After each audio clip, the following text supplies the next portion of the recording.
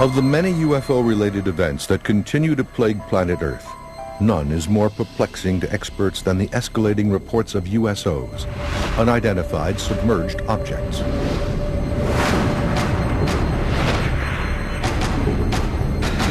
USO sightings continue all around the world to this very day. They continue to come out of the water, and they continue to be seen by witnesses around the world. Since our last USO report, extraordinary new facts, stories, and details have come to light about this most elusive class of UFO. It was the summer 2000. My ship was visiting Guantanamo Bay, Cuba, when I saw 3 strange big white lights in the water. Witness for the first time new evidence of USO-related anomalies on the surface of our oceans and waters. USOs can manifest crop circles on water. And find out why one of America's first nuclear-armed aircraft carriers, the USS Franklin Delano Roosevelt, continued to be a magnet for reported UFO and USO events for over 30 years. I was on a USS Franklin D. Roosevelt in 1958, and I seen a UFO when we were out at sea. From brand new reports of deep-sea UFOs to stories that go back over 100 years, many experts continue to wonder, are we the first inhabitants of our planet, or are they?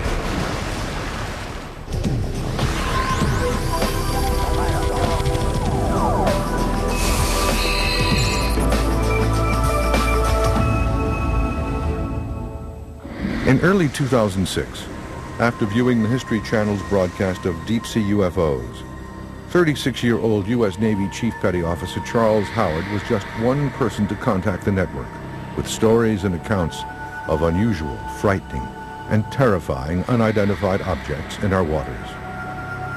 Petty Officer Howard, a 17-year veteran of the Navy, tells his story of a possible USO encounter for the first time.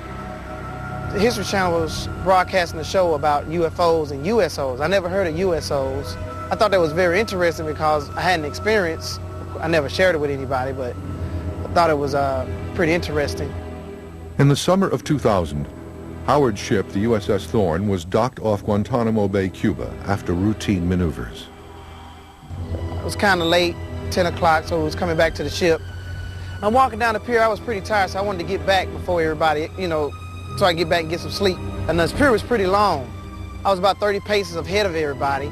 I saw like this glowing white light out of the corner of my eye. I was walking, I kind of looked to the side, and it was glowing under the water. The glowing USO initially appears about 30 yards from the pier. Howard estimates the object at almost 10 feet across. As it approaches, Howard comments he couldn't tell if the object was man-made. At first it kind of like popped up out of nowhere, like a soft white glow. As I'm looking at it, it gets brighter and brighter, and then that's when the other 2 lights popped up behind it. Almost formed like a triangle. It was a light here, and a light here. At first I really wasn't afraid because it was just one soft light. It just was kind of weird to me. But then when the other 2 lights popped up behind it and they started moving, that's when I got kind of afraid. I was like, hey guys, come look at this, look at this. The other seamen respond to Howard's calls, but arrive too late. The USO has disappeared under the water. He has never seen anything like it before or since, and hopes to never see another. I've been out to sea for almost 17 years now. I've never seen anything like this. It was weird. Similar sightings continue to surface from the areas adjacent to Santa Catalina Channel off the coast of Los Angeles. Tomorrow, off a dive ship, we're going to go out with divers to find trace evidence of that 1992 USO sighting right here in Santa Monica Bay. June 14th, 1992, 10:24 p.m. Multiple witnesses reported seeing over 200 bright, disc-shaped objects silently exiting the water and hovering for a moment before bursting into space. Reports of this incident were phoned into local police departments as far away as Malibu. Boston Sheriff Station. Did anyone report anything strange tonight? Maybe other than one specific. Strange. Lights. Lights? Yes. Were exactly happened to you? I'm ashamed to tell you because I think you're going to think I'm crazy. We saw what we thought was a bright light up in the sky. Okay. We could hear, it wasn't a helicopter. I'm telling you, I have never been more frightened in my life. On March 9th, 2006, Patrick Uskert, Kevin Brune, and Julius Willis invited the History Channel along on a research expedition to seek evidence of USOs in the Santa Catalina Channel. Where, coincidentally, at 9:37 p.m. the night before, witnesses reported seeing several disc-shaped silver USOs diving into and out of the channel.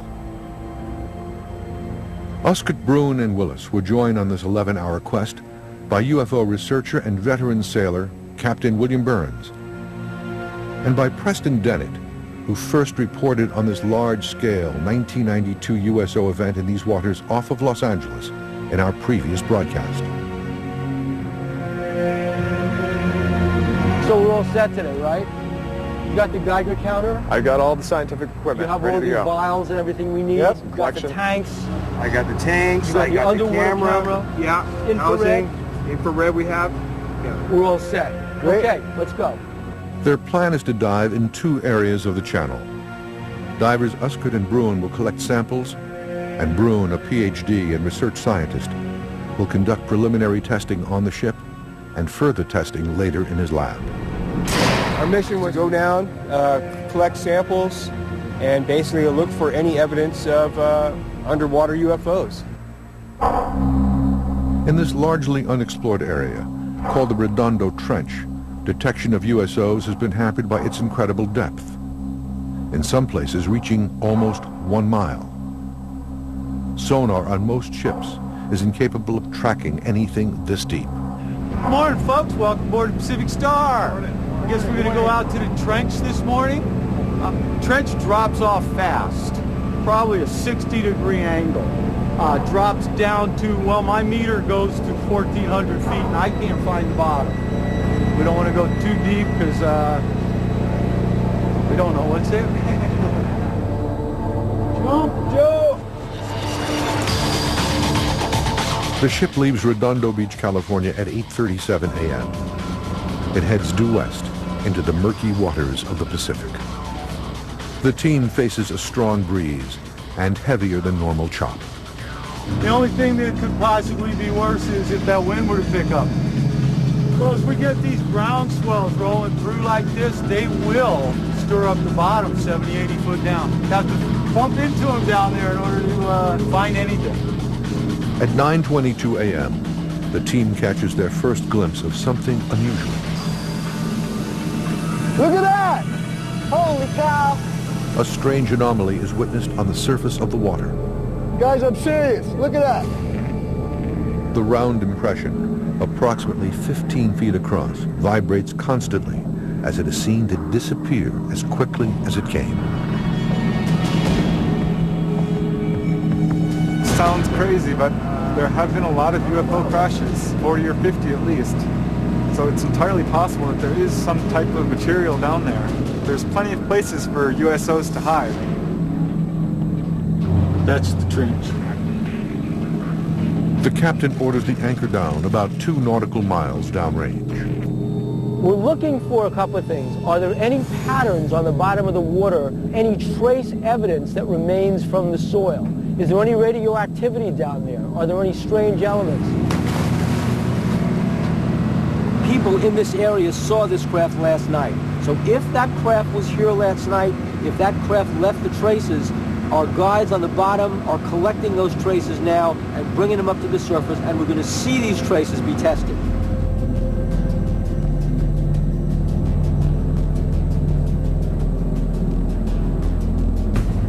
What's the visibility like down there? Very low, like 5 to 10 feet. Yeah, 5 to 10 feet. Too rough to see anything. Couldn't see much when we were down. Hopefully Pat's getting some footage, maybe some samples. While Uskert reported that he sensed something peculiar in the water, the conditions prevented him from seeing it. He did, however, collect samples for testing. Couldn't see a thing, just my flashlight beam going into blackness.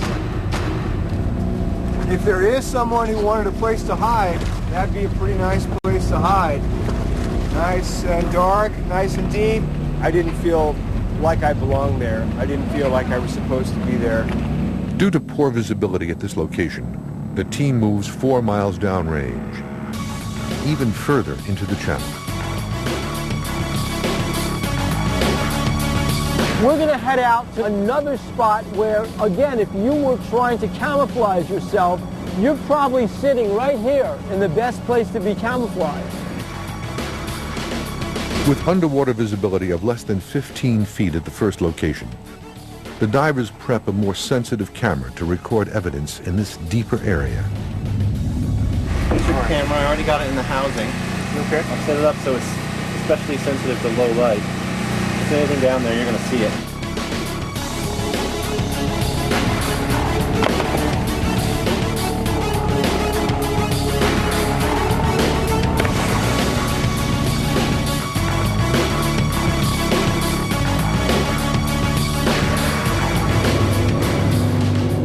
And what you're seeing is they're taking samples from the bottom of the ocean bed, and they're going to be testing these for radioactive traces and chemical traces. USOs leave traces. Maybe they're magnetic, maybe they're highly electrical charged. They're looking to test for electrical charges, for magnetism, and for radioactivity. The clearer conditions at this location help the divers collect samples. And this time, they find something unusual. I'm pretty satisfied with what we collected.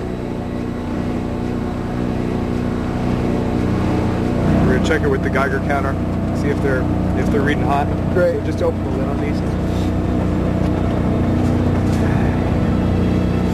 Negative on this one. Whoa, you got a lot of small samples here. Wow. All right, we got something. We got something. Due to the elevated Geiger counter reading, the team decides further testing is needed. All right, the rest we can do back at the lab. Awesome. So it's really no mystery why a USO would choose this particular area to hide in. They just can't be seen. We can't really know what the results will be until we analyze everything and put it all together.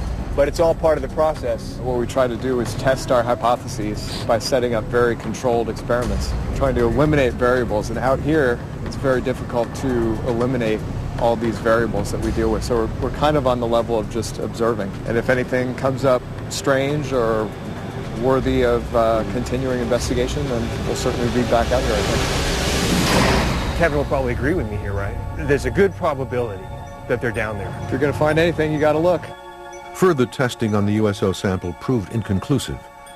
However, due to the initial positive result on sample number 2, a more comprehensive USO dive is planned for the fall of 2006. We got to go back.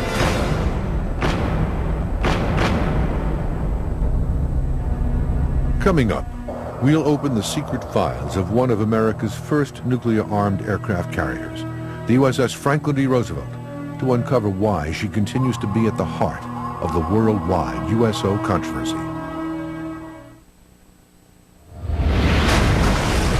Of the U.S. Navy's many great technical achievements after World War II, few surpassed the dramatic might, power, and capabilities of its Midway-class carrier, the USS Franklin D. Roosevelt. Commissioned on October 27, 1945 from the New York Naval Shipyards, the 1,000-foot-long, 64,000-ton FDR was one of the first ships in the Navy's fleet to carry nuclear weapons full-time. The Franklin D. Roosevelt was a very capable ship in every stretch of the imagination. She was an experimental floating active laboratory for the entire Navy Department. According to many of the men who served aboard the FDR, the ship's sophisticated capabilities caused the carrier to be at the center of one of the great USO mysteries of the 20th century. I have no doubt about the existence of UFOs and their interaction with the Franklin D. Roosevelt, and there have been many other sailors out there who've had the same experience as I have had. There's probably a good connection with the USS FDR and the nuclear weapons and the UFO sightings. It was a magnet for UFOs. Chet Grudzinski served aboard the FDR from July 1958 until December 1960 as a fireman and metalworks engineer. He says his harrowing close-range encounter with a large USO-like object in September 1958 off Guantanamo Bay, Cuba, has distressed him ever since. He tells his story on camera for the first time. We're down below decks this evening between 8 and 9 o'clock. It was dark outside. A bunch of men come running up the ladder from the engine. My buddy then said, hey, Red, why don't you go up there and see what's going on? So I followed those men all the way up the ladder, up to the hangar deck, all the way up to the flight deck. Grudzinski witnessed a cigar-shaped UFO traveling at an incredible speed toward the FDR. He also comments that the object made no sound and maneuvered unlike any man-made aircraft. We had no air operations going on. The flight deck was quiet up there. And this thing just came right at us, and I could see what the light was when it came at our ship. It was a row of windows with figures inside, and they got close enough I could feel the heat on my face and those figures looking at us through those windows. And the impression I got that those figures were looking at us were not human beings. And then this thing turned like a bright red-orange color, and I could see the shape of it. It was a cigar shape when it turned colors, and then it just took right off like that. Grudzinski further reports that this bright USO-like craft rose from the water and remained relatively silent over this 45-second event before flying away. Approximately 25 of the shipmates reportedly witnessed this event as well. Most, he says, were quickly transferred off the FDR. Even more curious, he alleges that within hours, the ship's logbook was altered. When I got the deck log, a lot of things were blackened out on the logbooks. There's nothing in there. And the witness was trashing off the ship, and they probably, I imagine they must have had to sign some papers to say something about it, but I never had to sign anything like that, maybe because I didn't say that much about it, you know. After almost 50 years, his search for answers about what really happened that night continues. I'm still trying to find these men on the flight deck. I didn't have to sign the papers. I wasn't transferred off the ship. I got a lot of whys. What happened? Why? That's what it is. That's why I've been spending all these years of research on it. But Grudzinski is not alone in his belief that he witnessed a UFO while serving aboard the FDR. A second FDR veteran, Harry Jordan, served aboard the FDR from 1962 until 1965 as Seaman First Class. His rating as a radar operator put him in charge of one of the world's most advanced and sensitive radar systems.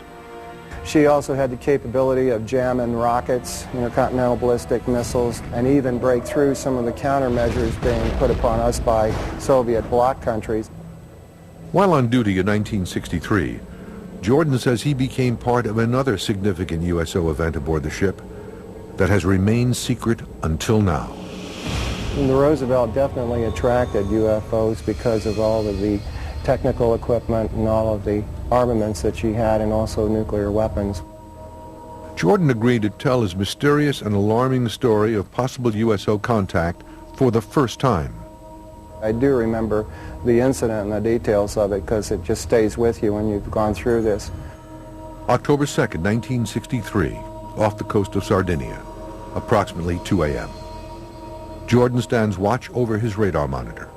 All is normal on this unusually warm fall night.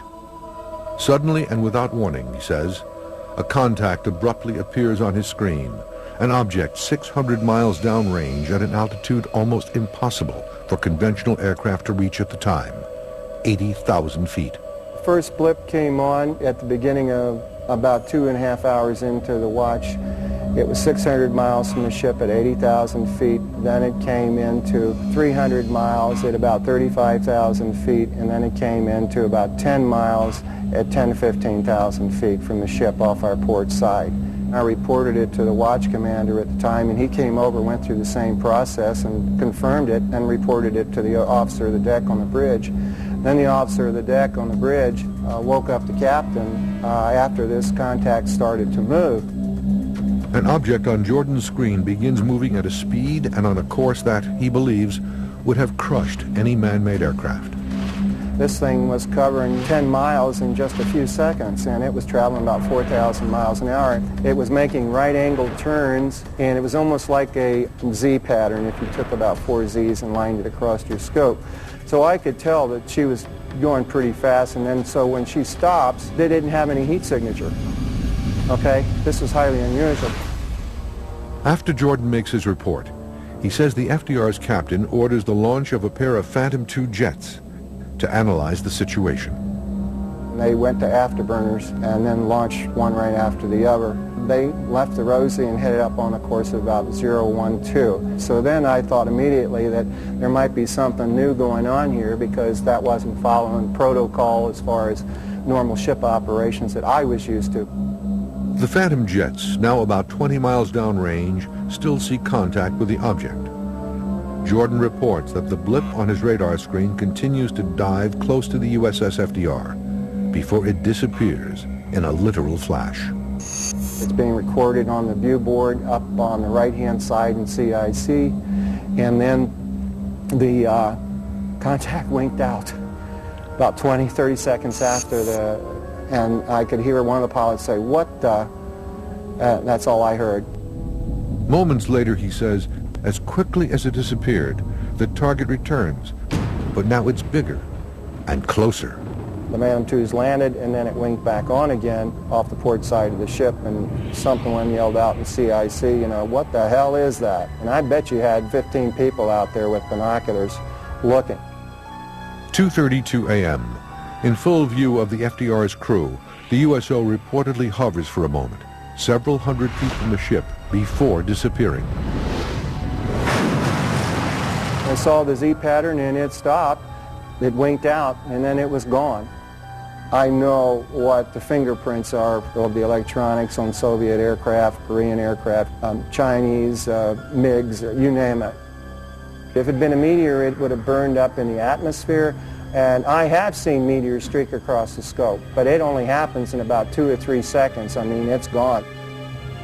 2:36 a.m. Jordan records the event in his logbook as a UFO incident.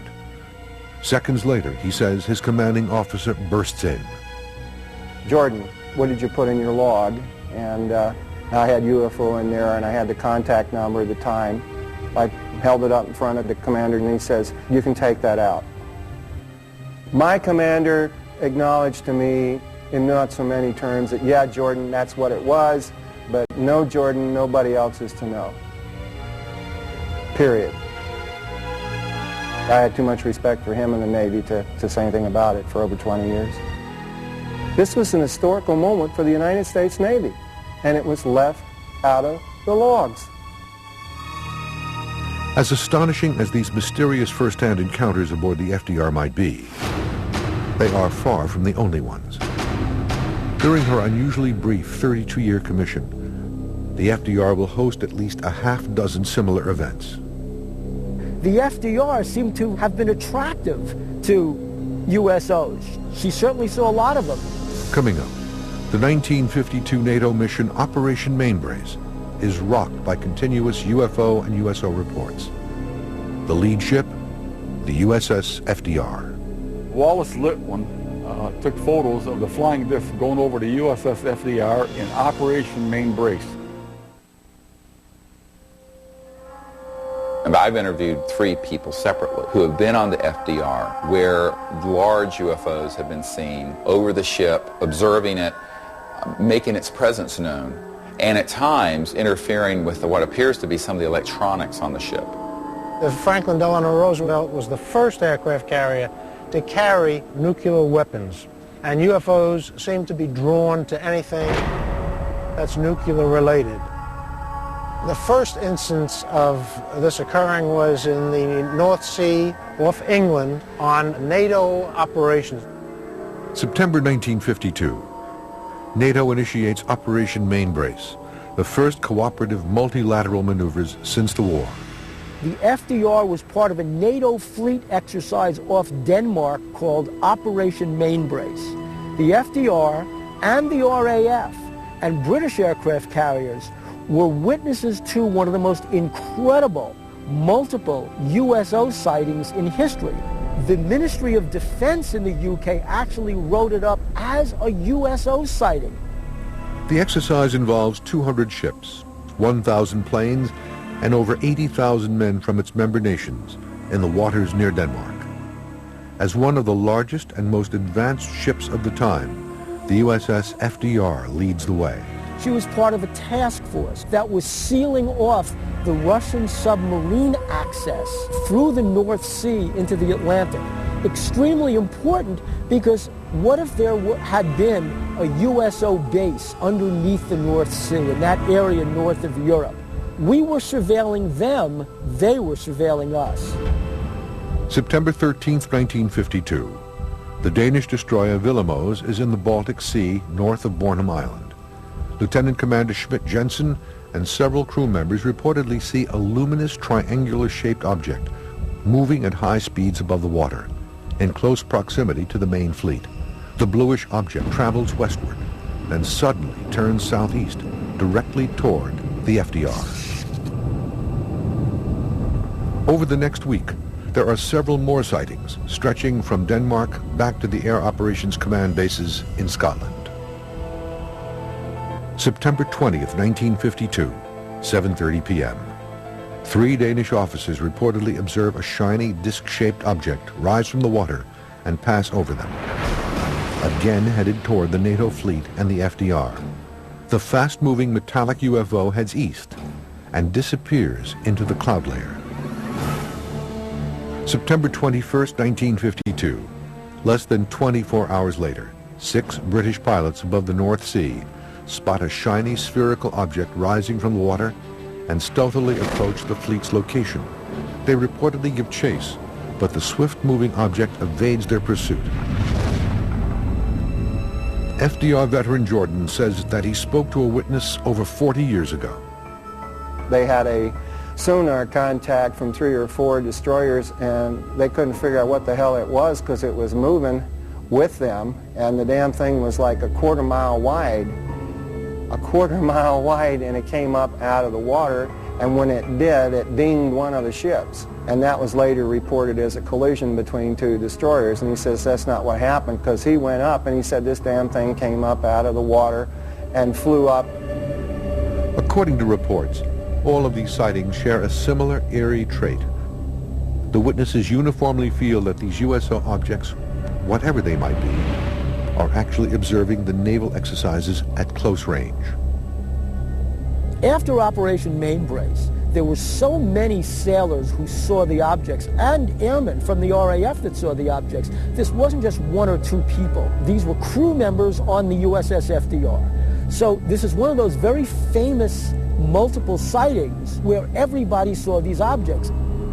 One journalist aboard the USS FDR during the operations had perhaps the very best view of this reported swarm of USO activity through his camera lens. September 20th, 1952, 11 a.m. Several crewmen witnessed yet another fast-maneuvering spherical USO rise from the water to the sky just behind the fleet. Journalist Wallace Litwin, on board the FDR documenting the operation, points his 35mm Canon camera at the horizon and quickly snaps 2 images of a fast-moving disk that seemingly defies all laws of gravity. The images were believed to have been studied by the Navy, but no official report was ever filed.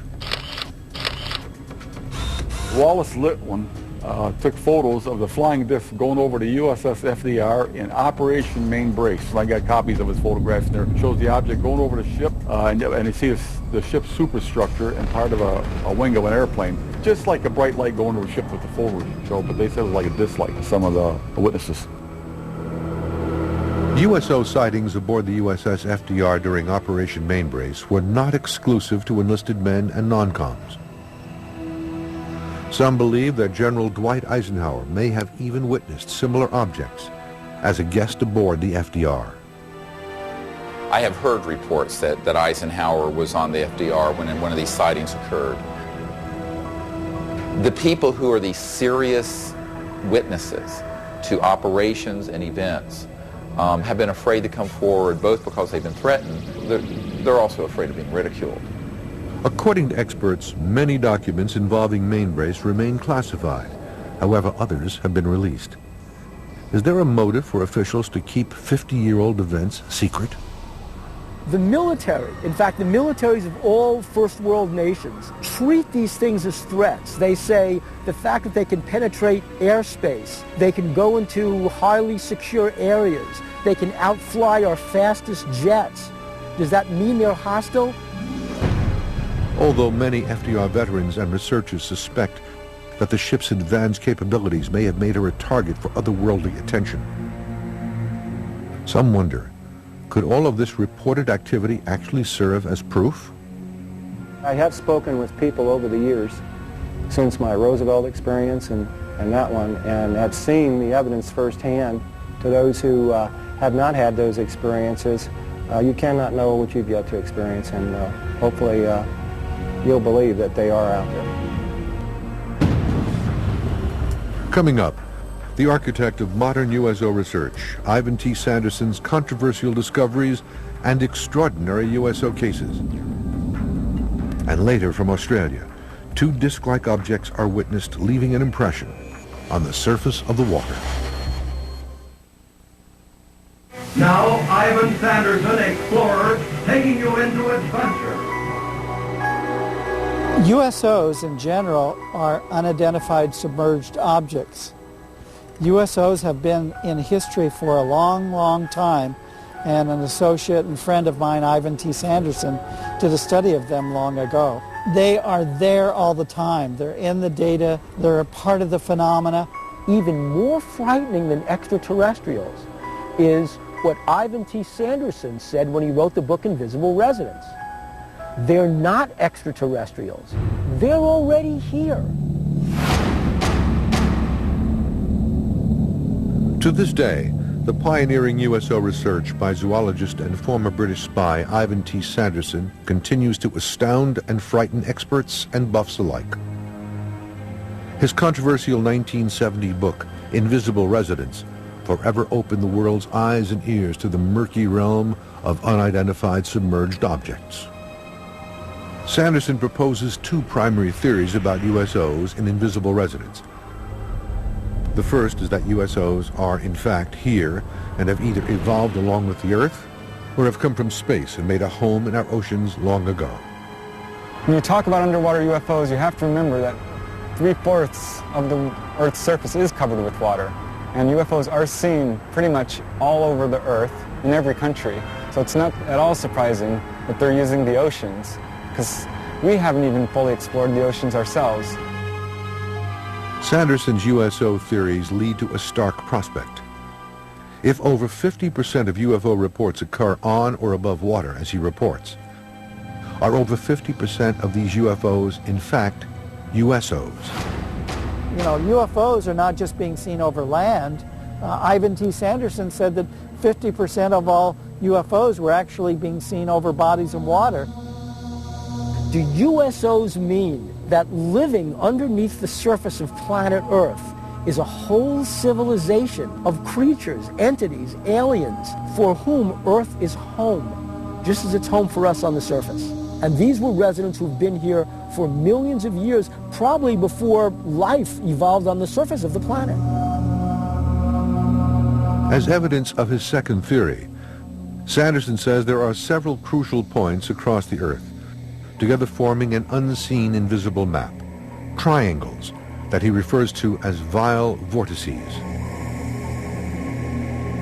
By locating the areas where ships and aircraft reportedly disappear, Sanderson realized that the USO sightings correlate almost perfectly with the triangles on Earth, where it is believed that strange magnetic anomalies occur.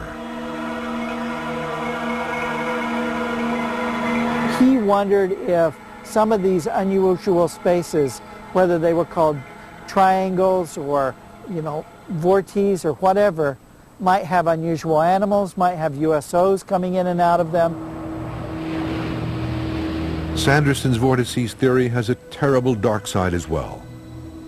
The major areas of anomaly are the areas located in some of the most treacherous water regions on Earth. Ivan Sanderson did a latitudinal study and found out that there is a line around the planet in which geographic north and magnetic north merge. And these are areas that have a great deal of lost vessels, lost planes, and manifestations of objects. After 17 years of research, Sanderson came to one startling conclusion. There is a clear link between the high number of USO reports and the areas of unusual gravitational or vortic poles on Earth. The specific areas where the two intersect are the mysterious triangle regions off Bermuda, Japan, and Australia. I think it's about time that somebody does go into this thing instead of just sitting sadly and saying it doesn't exist, or saying it's a forgery, go ahead and prove it. According to Sanderson, this link is no coincidence. He believes that the unusual magnetic hotspots on Earth and high number of USO sightings are connected, and for a reason. In fact, some USO researchers have interpreted the vortices as likely locations of USO bases. Where he began to think about underwater bases. Are they aliens from outer space? Are they really interacting with us? And I believe that over time, at various times, there have been concentrated areas of extraterrestrial facilities that are based underwater, very deep and undetectable, where they've been observing what we're doing. USOs might be indigenous to planet Earth. They were even here before we were. A remarkable yet virtually forgotten USO case from Sanderson's research is the mysterious St. Andrew incident off the coast of Nova Scotia, Canada, on October 30th, 1906. One of the great cases from the early part of the 20th century is the SS St. Andrew. She was a vessel that was crossing the Atlantic on her way to Hamburg. She was off Halifax when not only her crew, but passengers aboard that ship sighted a UFO. Sanderson reports that at 4:30 p.m. the ship was bombarded by a huge flaming object that zigzags through the sky, falls into the water, and disappears. But according to his reports, it couldn't have been a meteor, because meteors do not zigzag and move with apparent intelligent control. The story was even covered in the New York Times. First Officer V.E. Spencer says, quote, "I have seen meteors all over the world, but never such a large one as this." Throughout Sanderson's career, a cloud of mystery drifted around him.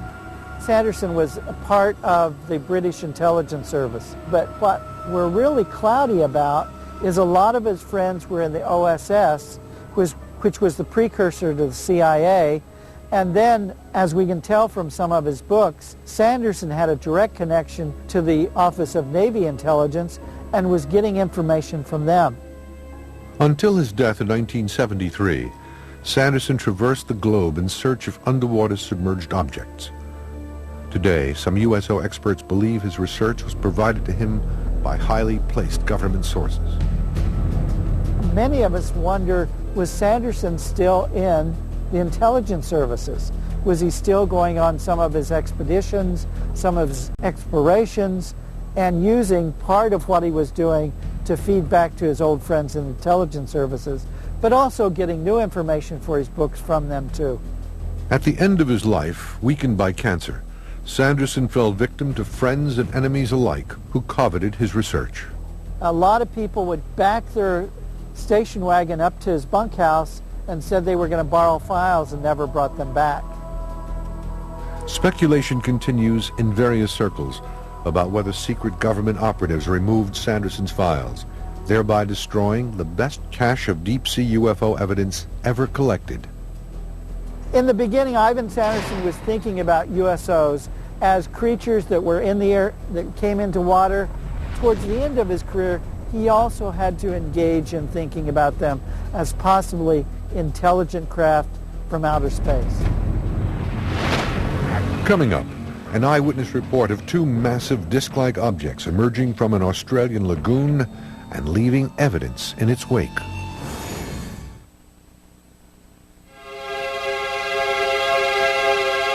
According to experts, one of the most impressive traits of USOs is their ability to affect, change, and displace the surface of the water, in much the same way that UFOs in our skies reportedly generate similar crop circles on land. An interesting aspect of USOs is the fact that they leave a physical presence on the water. USOs create the same kind of effect over water, over ice, so there's a real similarity between the physical trace evidence of a USO landing and a UFO landing on planet Earth. It's like if you took a glass and you stuck it in water, right? Well, now you have a hole on the water. To USO researchers, the most impressive and well-publicized water crop circle case is the Tully water nest case, which occurred in northern Australia in January 1966. This Tully's Nest story was one of the most publicized USO/UFO events in Australia. In fact, it had much the same kind of publicity that Roswell had here in the United States because everybody was involved, the military, the newspapers. It became a tourist attraction. People made pilgrimages to Tully's Nest to see where the USO came out of the water. Over the past decade, Australian researcher Bill Chalker has conducted the most intensive study of the Tully case. At 9 a.m. on January the 19th, 1966, young farmer George Pedley was driving a tractor through a neighbouring farmer's property, a place called Horseshoe Lagoon near Tully in far north Queensland. And he first started to experience some problems with his tractor. It seemed to be sort of missing and as if it was about to stop on him, and then he heard this high-pitched hissing noise, and he looked in the direction of where this noise was coming from, and at about 20 to 30 feet away, rising from the lagoon, was a sort of a dish-shaped metallic-looking object that rose up to an altitude of about 30 to 40 feet, and then appeared to go into a shallow dive and then take off at high speed. George Pedley described the object as appearing like two massive dinner plates stacked atop one another, about 30 feet in width and 12 feet in height. It was a media sensation for quite a number of weeks, with sort of correspondents appearing, giving kind of on-the-spot reports, and there was even international coverage of it, and it was described in the press as a flying saucer nest. This nest contained evidence of a reported USO touchdown, a distinctive imprint left behind on the surface of the lagoon. The whirlpool effect in the water lasted for days and days after the USO took off. The Navy tested it, scientists tested it. A lot of tests were done on it and analyses were done on it, and there were all kinds of theories. And what they found was nothing could explain the water impressions. In his numerous interviews and investigations over the years, Chalker found George Pedley to be a unique USO witness. Yeah, George Pedley impressed me as being a very credible kind of witness, a typical kind of North Queenslander type cane farmer character, really the last kind of person you'd expect to come out with a story like this. During the various public and private investigations in Tully over the subsequent weeks, at least a half-dozen other water nests were identified in the area. Water samples were sent to the physics department at the University of Brisbane for radiation testing. A reed from the center of the water nest tested positive for beta radiation, but within days the sample mysteriously disappeared. Research into the Tully case continues to this day. With no shortage of USO cases in the past and present, many continue to wonder why these objects are here and what could possibly be next. My belief is you got this big universe and all these different planets. I mean, anything is possible. Why should we be the only intelligent beings? Some researchers interpret the recent events involving USOs as something more sinister. I believe that there are extraterrestrial civilizations who have been watching our development over the last 100 years with knowing there's a lot of promise, but also a lot of risk. There's no doubt about it. There's something going on. They're covering stuff up. They're lying, and I would like to see congressional hearings in Washington to cut the crap and let's see what's going on, you know? Does it mean that somehow there's an event coming on planet Earth, cataclysmic, end of time, and somehow the USOs are coming out of the Earth because the Earth itself is in trouble, maybe we're nearing the end of days.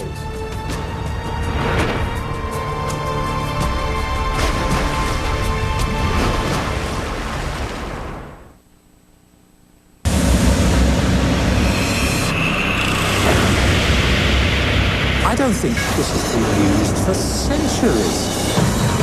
Out there is a whole lost world. An all-new series that brings to life these lost worlds premieres next on the History Channel.